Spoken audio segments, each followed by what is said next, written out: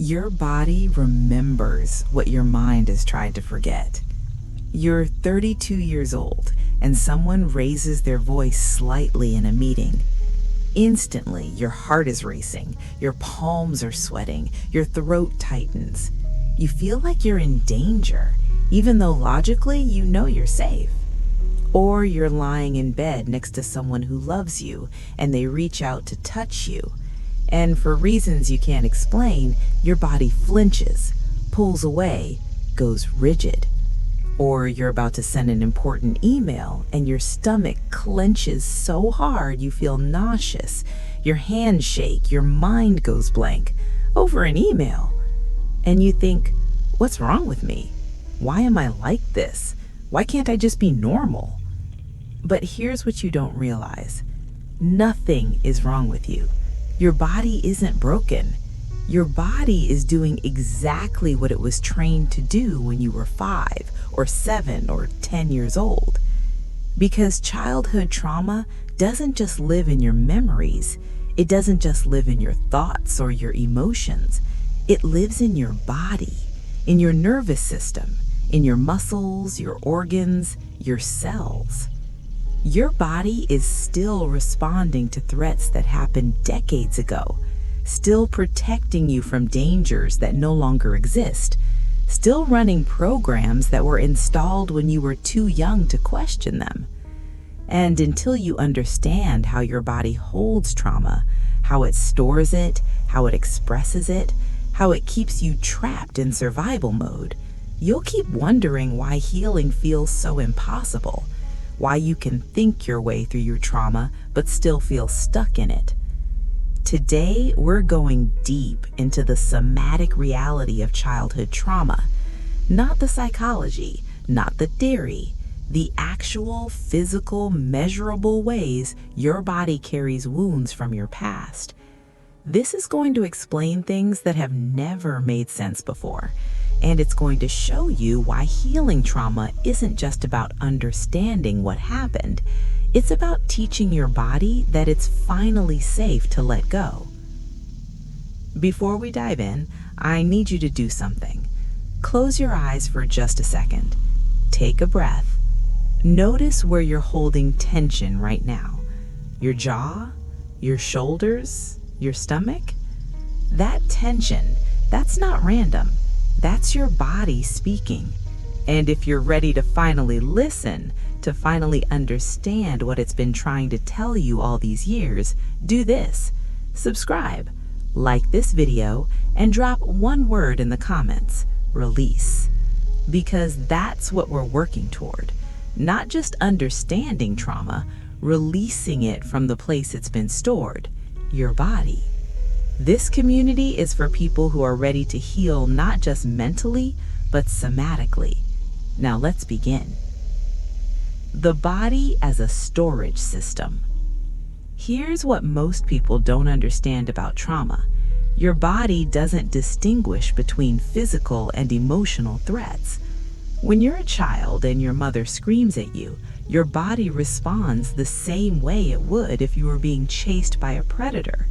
Your heart rate spikes, stress hormones flood your system, your muscles tense, preparing to fight or flee. But you can't fight, you can't flee. You're a child. You're dependent on the person who's hurting you. So your body does the only thing it can. It freezes. It stores the threat. It holds the activation in your tissues, waiting for a chance to complete the response. Dr. Bessel van der Kolk, one of the world's leading trauma researchers, explains this in his groundbreaking book, The Body Keeps the Score. He found that trauma isn't just a mental event, it's a physical imprint. The body literally holds the memory of what happened. This happens through something called implicit memory.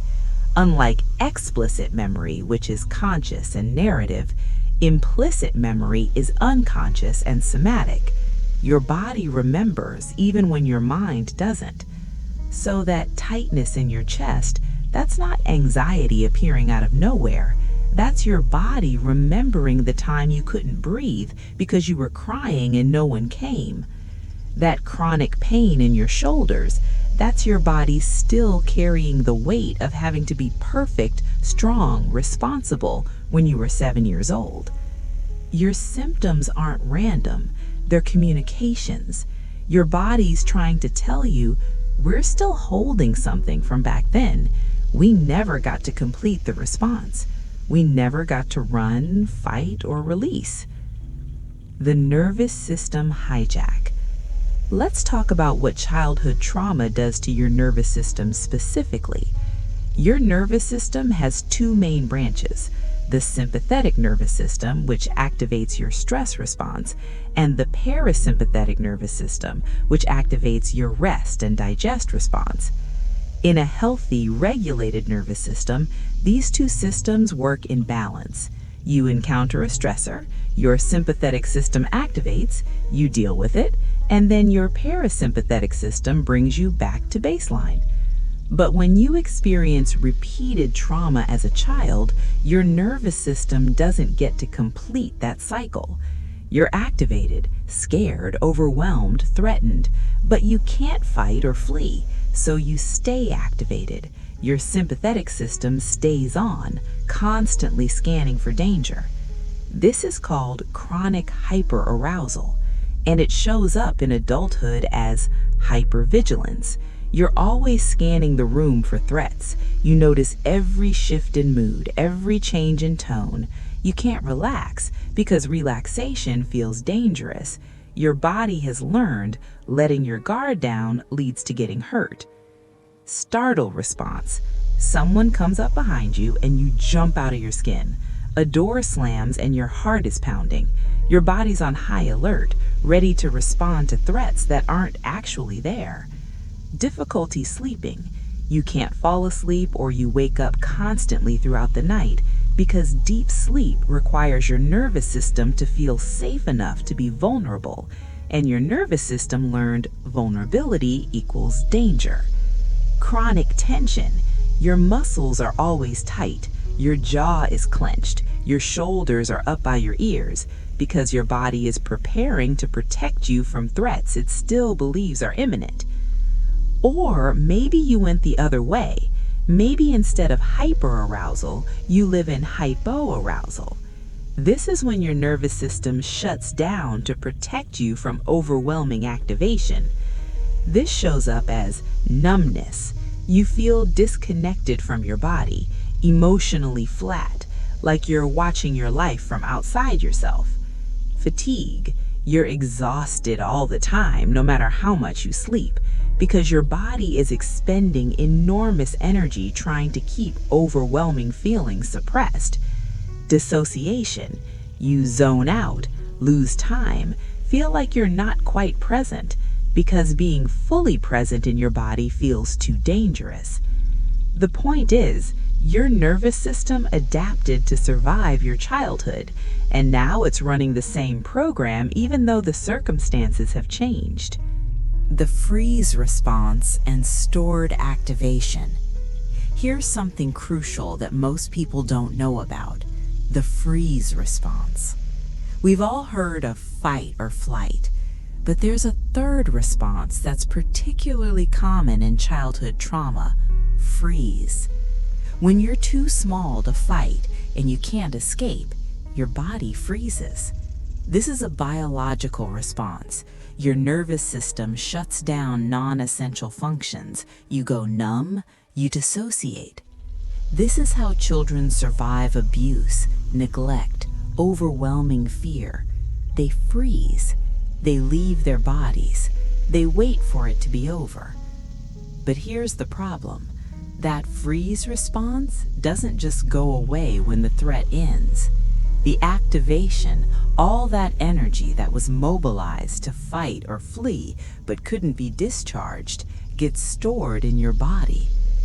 Dr. Peter Levine, who developed somatic experiencing therapy, explains that trauma is essentially frozen activation. It's energy that was mobilized to respond to threat but never got completed. So now, decades later, that energy is still there, locked in your tissues, creating chronic pain, digestive issues, autoimmune conditions, unexplained physical symptoms that doctors can't find a cause for. You might have chronic pain, migraines, back pain, joint pain that doesn't respond to treatment because your muscles have been clenched, protecting you for decades. Digestive issues, IBS, nausea, stomach pain, because when you're in chronic stress, your digestive system shuts down. It's not a priority when you're in survival mode.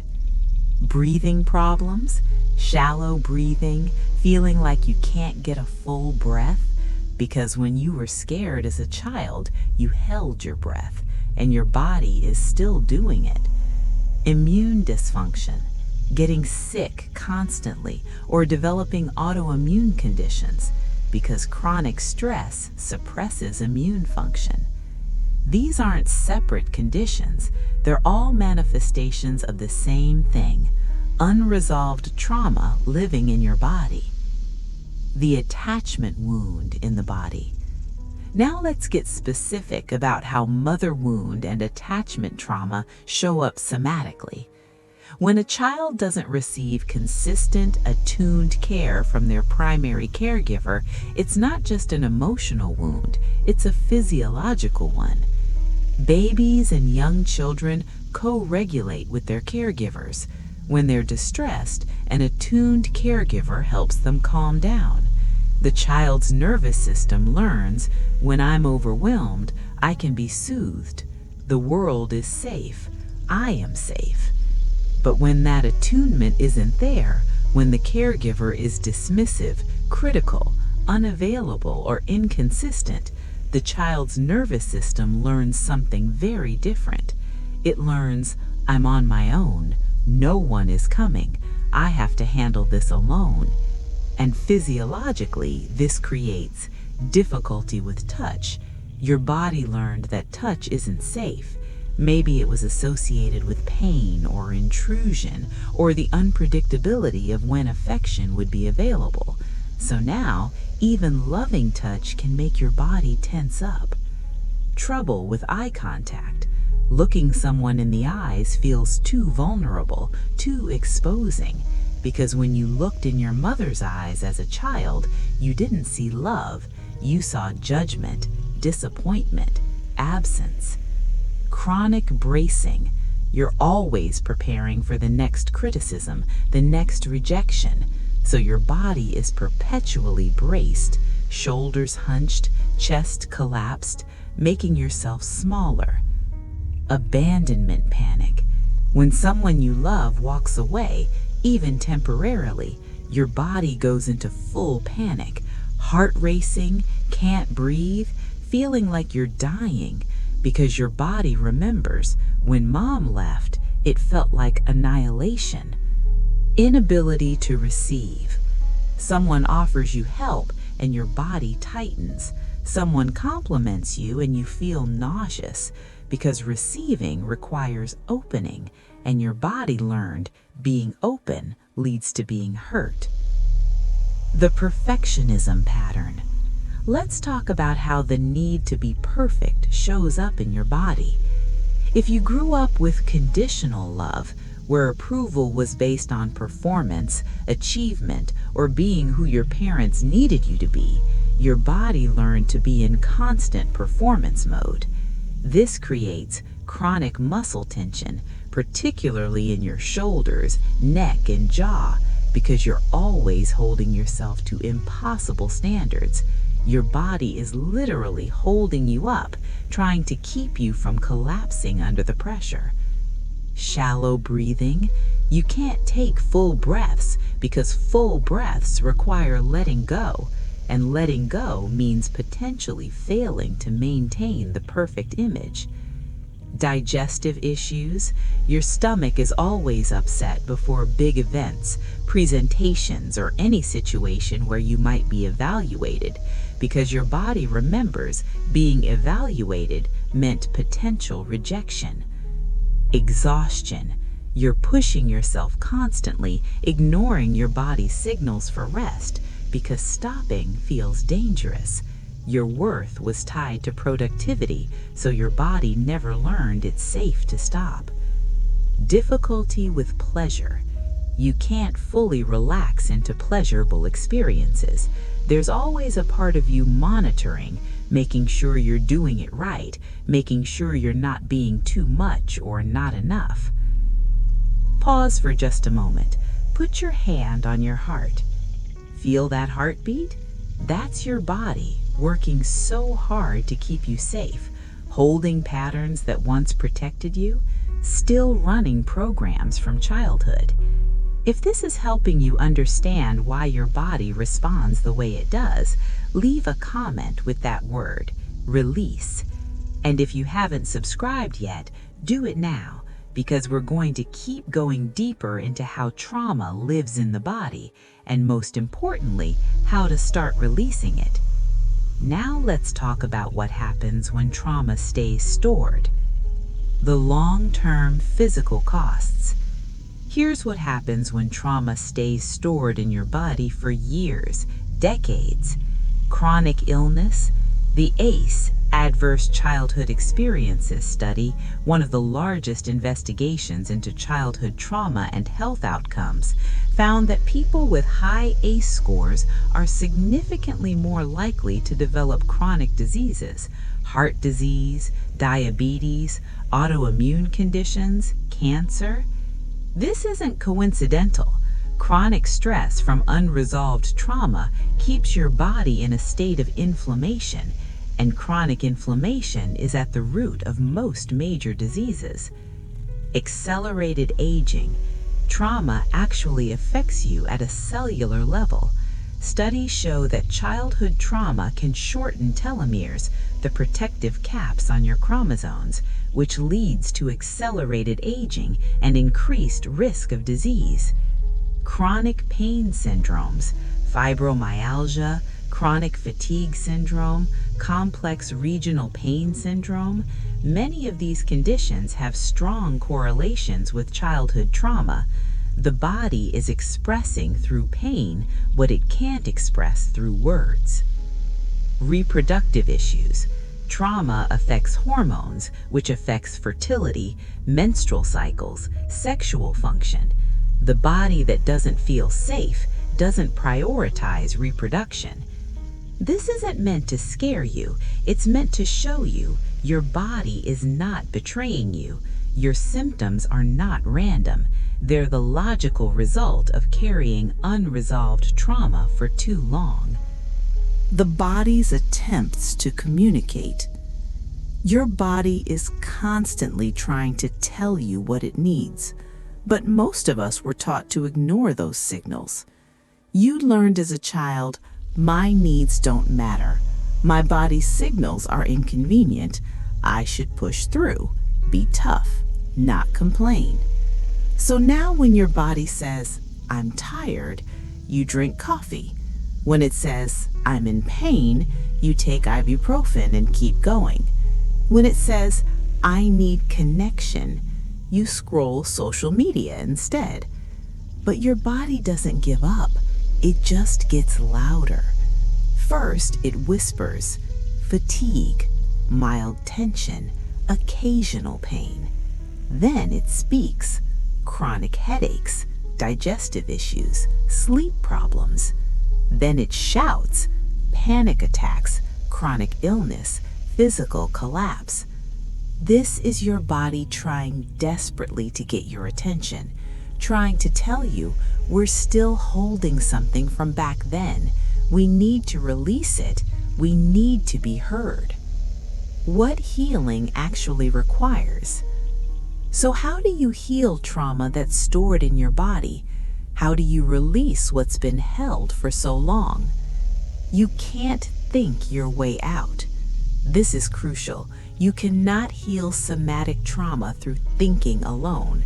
You can understand your trauma intellectually and still have your body react as if the threat is current. Because the trauma isn't stored in your brain thinking, it's stored in your brainstem, your nervous system, your tissues. And those parts don't respond to logic or insight. They respond to experience, to sensation, to felt safety. Somatic practices. Healing trauma from the body requires working with the body. Somatic experiencing, learning to track sensations in your body and slowly release stored activation. EMDR, using bilateral stimulation to help your brain reprocess traumatic memories.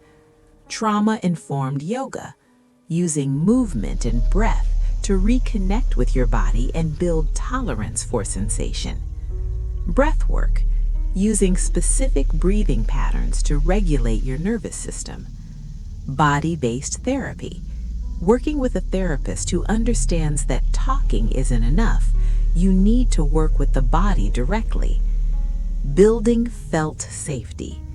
Your body needs repeated experiences of actual safety before it can release the old programming. This means predictability, creating routines and rhythms that help your nervous system feel secure. Boundaries, learning to say no, to protect yourself, to create physical and emotional space that's yours. Resourcing, identifying people, places, and practices that help you feel genuinely safe and grounded. Titration, working with trauma slowly in manageable doses so you don't overwhelm your system. Completing the response. Sometimes healing requires finally completing the fight or flight response that got interrupted. In a safe therapeutic setting, you might push against a wall, completing the fight response, run or shake, completing the flight response, slowly come out of freeze by bringing awareness and movement back into your body. This allows your nervous system to finally discharge the energy that's been stored for decades. What changes when you start doing this somatic work? Let me show you what shifts when you start doing this somatic work. Your body relaxes. For the first time in years, maybe decades, you feel your shoulders drop, your jaw unclench, your belly soften. Your body finally believes it's safe enough to let go. You can feel again. Sensations that were too dangerous to feel, pleasure, sadness, anger, joy, become accessible. You're not numb anymore. You're alive in your body. Physical symptoms improve. Chronic pain lessens. Digestive issues resolve. Sleep improves. Not because you fixed anything, but because you released what was creating the symptoms. You can tolerate intimacy. Touch doesn't make you flinch anymore. Eye contact doesn't feel threatening. Connection becomes possible because your body no longer interprets closeness as danger. You have energy. The enormous amount of energy it takes to keep trauma suppressed becomes available for living. You're not exhausted all the time anymore. You trust your body. You start listening to its signals instead of overriding them. When it says rest, you rest.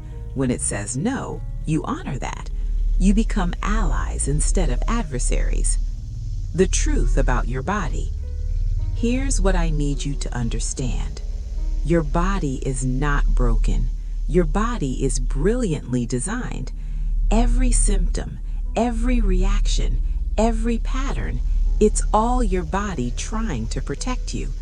The racing heart when someone raises their voice, that's your body remembering when raised voices meant danger and trying to keep you safe. The chronic tension, that's your body still braced against threats it believes are coming. The numbness, that's your body protecting you from feelings that once felt too big to survive. Your body isn't your enemy. Your body is doing exactly what it was trained to do when you were too young to have any other options. And now that you're an adult, now that you're safe, now that you have resources and choices, you can finally teach your body something new. You can teach it, the threat is over, we survived, it's safe to let go now. This doesn't happen quickly. Your body has been holding these patterns for years, maybe decades. It's going to take time, patience, and consistent practice to create new neural pathways, new patterns, new responses.